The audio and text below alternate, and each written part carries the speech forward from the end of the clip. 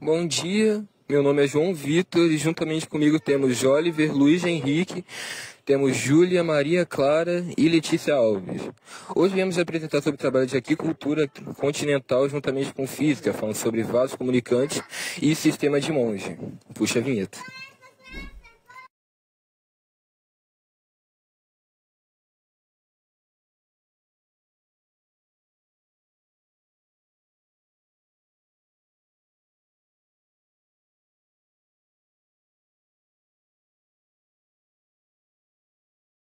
O sistema de Monge, também conhecido como sistema de cultivo em Monge, é um método amplamente utilizado para otimizar o cultivo de espécies marinhas, organismos aquáticos.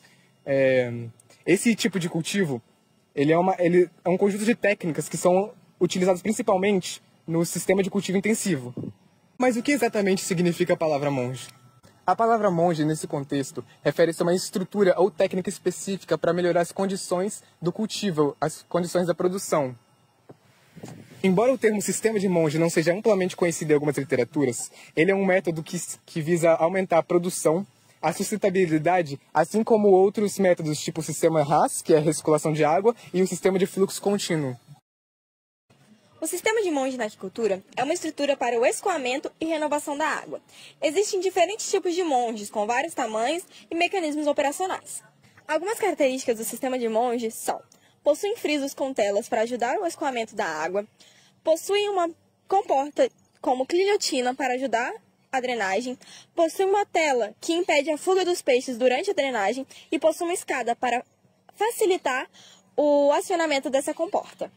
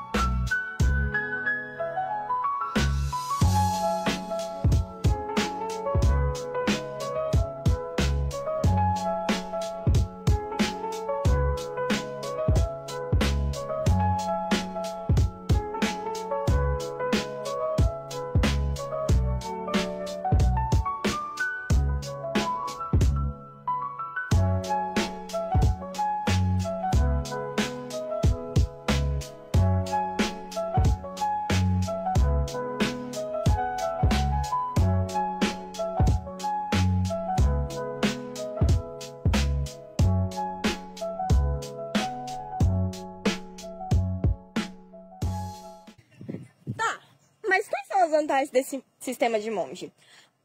Vou te dar 3 vantagens. A primeira é: permite o escoamento da água. A segunda, permite a renovação da água. E a terceira, permite evitar as fugas do peixe durante esse escoamento de água e esta drenagem. Ok, mas o que tudo isso tem a ver com a física? Como eu já disse antes, o sistema de Monge, ele tem fissuras. O que seria isso? Na sua entrada, para entrar a água nele, tem frisos que entram sua água. Na parede interna, tem 3 canos. Esses 3 canos direcionam a água para o outro lado e essa água do outro lado se iguala até que ela escoa para o local do reservatório, que é fora do local da produção de peixe. No vídeo anterior, irei demonstrar para vocês a semelhança da estrutura de um sistema de Monge com a estrutura de um vaso comunicante. Vocês podem ver, são 2 figuras demonstrativas de um sistema de Monge e elas vão ser muito iguais às figuras que eu irei mostrar a vocês de como são os vasos comunicantes. Como vocês podem ver nessas 2 figuras, a estrutura de um vaso comunicante é muito parecida com o sistema de Monges e funciona como a mesma coisa.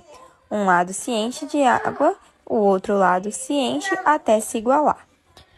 Como vocês podem ver, na primeira figura do sistema de Monge, é como se fosse um vaso comunicante de cabeça para baixo. A água entra, enche, vai para o outro lado até que ela enche e sai pelo cano de drenagem. E é basicamente isso.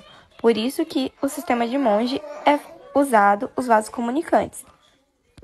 E agora, Oliver irá explicar um pouquinho melhor como a física funciona no sistema de Monge. Fisicamente, o sistema de Monge está relacionado diretamente a princípios da hidrodinâmica. que basicamente governam os movimentos dos fluidos, neste caso, a água. Temos os principais fatores. Pressão e gravidade. O sistema Monge utiliza a gravidade para drenar a água do fundo do tanque, aproveitando a diferença de pressão criada pela posição do tubo de saída, que está um pouco abaixo do nível da água, fazendo com que a água flua corretamente. Temos também o princípio dos vasos comunicantes, que o Monge utiliza ele, que é basicamente de onde a água flui do ponto mais alto, que seria o tanque ou viveiro, até a parte externa do tanque. E isso permite que a pressão se equilibre até que o nível da água seja reduzido. Um recipiente que iguala os fluidos, que doideira! Barragens ou comportas. A regulamentagem do nível da água é feita manualmente por placas que controlam a altura máxima do nível de vazão. Quando uma placa é diminuída, o nível da água flui até o novo nível correspondente. Bem, eu vou falar sobre os vasos comunicantes, mas antes de chegar lá, eu tenho que dar uma breve explicada sobre o que é o Teorema de Stevin. O Teorema de Stevin diz que um ponto dentro de um recipiente com um líquido incompressível e destampado vai estar tendo uma pressão exercida sobre ele. Essa pressão é dada como força sobre área. Essa força é a força-peso, que é igual a massa vezes a gravidade da Terra. A massa é dada como densidade vezes volume.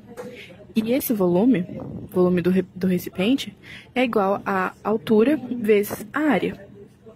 Trazendo isso tudo para a fórmula, a pressão é igual a densidade vezes a altura vezes a área vezes a gravidade da Terra sobre área. Como a gente consegue perceber, as áreas se cancelam. E essa pressão fica igual a densidade vezes altura vezes gravidade.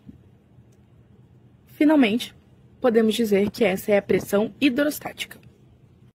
Então, no fim, a pressão que está sendo exercida sobre esse ponto é igual à pressão hidrostática mais a pressão atmosférica, pois esse recipiente está aberto.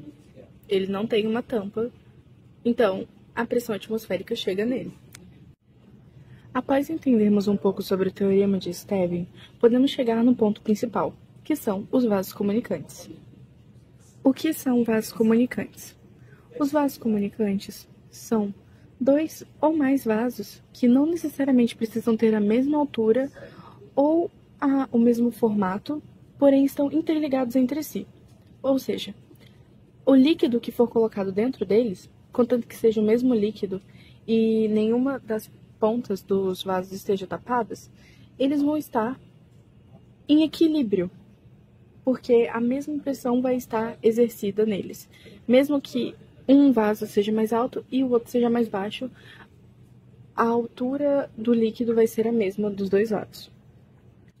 Podemos ver nesse exemplo que o ponto A e o ponto B estão na mesma altura na horizontal, na mesma linha horizontal. Ou seja, a mesma pressão está sendo exercida sobre eles. Traduzindo isso para uma fórmula, pressão no ponto A é igual a pressão no ponto B. E relembrando o Teorema de Stevin que já foi explicado, pressão é igual a pressão atmosférica mais pressão hidrostática, igual dos dois lados. Como a pressão atmosférica é a mesma em ambos os casos, ela vai se anular. Então ficamos só com a pressão hidrostática, que é igual densidade vezes altura vezes gravidade da Terra. Igual a dos dois lados novamente, gravidade da Terra também se anula porque é a mesma.